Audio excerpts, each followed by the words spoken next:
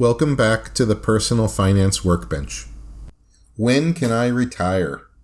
How much money do I need to retire? Will I ever be able to retire? Those are the questions that lots of people think about.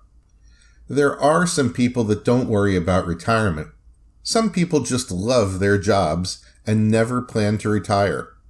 Other people have given up the idea of retirement and plan to work every day right up until the moment that they die.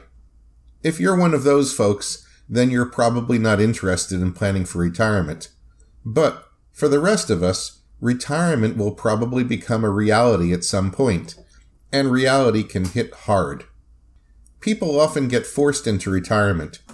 Retirement can be triggered by a temporary layoff that becomes permanent. Retirement can be triggered by an illness that prevents a person from going back to work.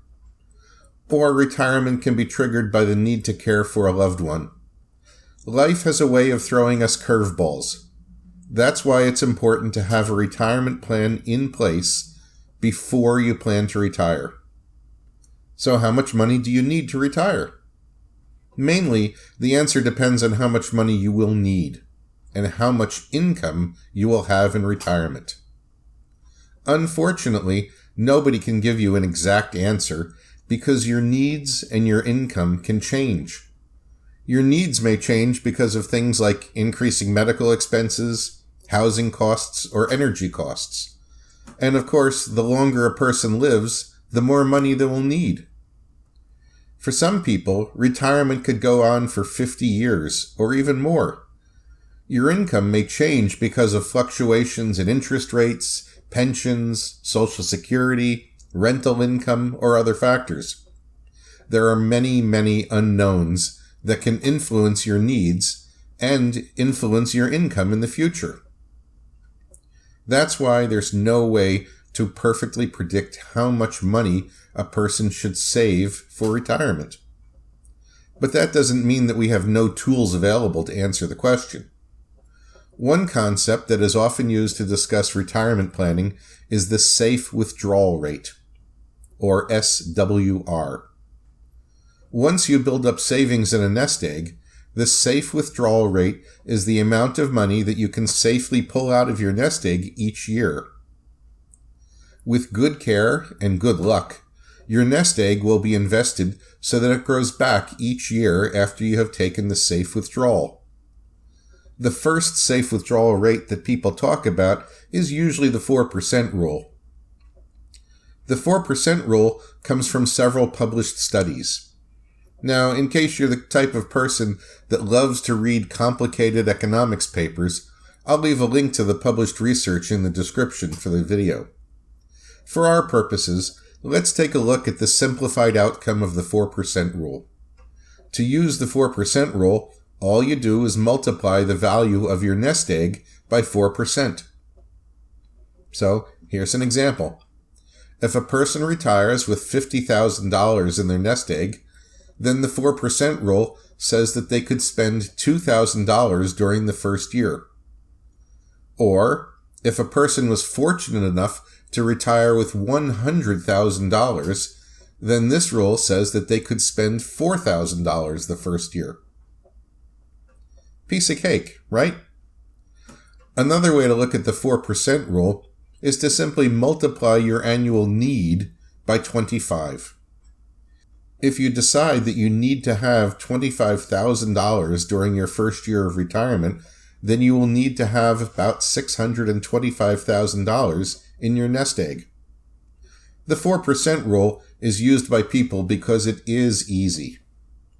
The trouble is that the 4% rule has problems. These problems can blow up and destroy retirement. The 4% rule relies on the retiree investing most of their money in a portfolio of stocks and bonds.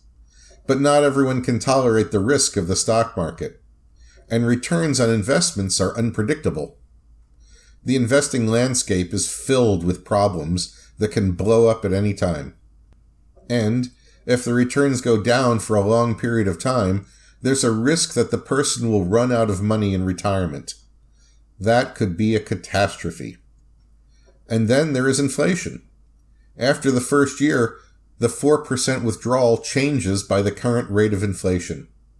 As the rate of inflation changes, the amount withdrawn from the nest egg changes. So the 4% rule is easy, but it has some serious problems. In order to account for the problems, some people choose to use a 3% rule. A 3% rule is more conservative than the 4% rule. A 3% rule has the advantage of helping to preserve the nest egg for a longer time. Using the 3% rule may prevent the catastrophe of running out of money. But there's a problem with the 3% rule. The withdrawals are smaller. The retiree has to live on less money each year when using the 3% rule. Remember that example where the person had a nest egg of $100,000? Using the 4% rule, they were able to take $4,000 out the first year. But with the 3% rule, they can only take out $3,000 that first year. That can mean a big change in their lifestyle. One way to increase the size of the withdrawals using the 3% rule is to make sure that the person goes into retirement with a much larger nest egg. Using the 3% rule, getting the safe withdrawal up to $4,000 means that the person now has to have over $133,000 in savings. Remember, with the 4% rule, they only needed $100,000, but with the 3% rule, they now need $133,000. So the 3% rule has all the problems of the 4% rule, plus the retiree needs to have a bigger nest egg. Building the extra savings into that nest egg may mean delaying retirement. Now, let's say that a person is really conservative. This person doesn't like the idea of investing their nest egg in stocks and bonds. This person wants absolute security for their nest egg. Maybe they don't trust banks, and they want to have all of their money buried in a hole on the day that they retire. For that person, let's take a look at something, and we'll call it the 0% rule. The 0% rule does not rely on investments to rebuild the nest egg after each withdrawal. The money that they start with is all the money that they will ever have. For this person, inflation becomes an enormous concern. Inflation would continuously eat away at the value of the nest egg. So a person that uses the 0% rule would need to have a pile of money big enough to supply all of their income needs and overcome the effect of inflation. How big a pile of money? Well, let's do an example. Say that this person is planning to retire at 55 years old, and this person needs $4,000 each year in retirement from the nest egg. And let's also say that inflation runs about 5% per year. If this person lives to be 100 years old, that means that they would need to have over $674,000 in that nest egg at the beginning of retirement. That's a lot of money. And remember, it's only supplying $4,000 per year in income.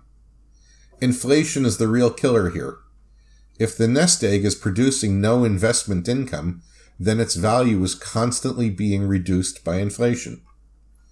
So let's sum up what we have learned here. The 4% rule may eat away at the nest egg too fast and lead to the catastrophe of running out of money in retirement. The 0% rule requires a huge amount of savings to overcome inflation during retirement.